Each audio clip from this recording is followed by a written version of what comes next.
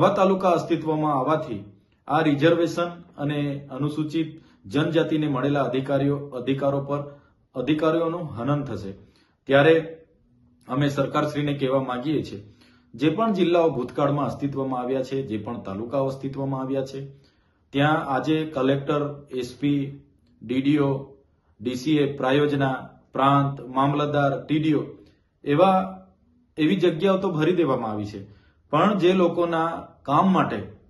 વહીવટી કામ માટેની જગ્યાઓ ફૂલ ભરવામાં આવે છે, પણ પ્રજાના કામ માટેની જગ્યાઓ, મદદનીશ કમિશનર હોય, આશ્રમશાળા અધિકારી હોય, તકેદારી અધિકારી હોય, જિલ્લા આયોજન અધિકારી હોય કે ડીઆરડીની હોય કે નીચે જે પણ જગ્યાઓ છે, આજે પણ 3-4 જિલ્લાના ચાર્જમાં એક જ અધિકારી ચલાવી રહ્યા છે। શિક્ષકોની માંગ આ વિસ્તારોમાં છે, કોલેજોમાં પ્રોફેસરોની માંગ છે, દવાખાનાઓમાં ડોક્ટરોની માંગ છે અને બધી જ કચેરીઓ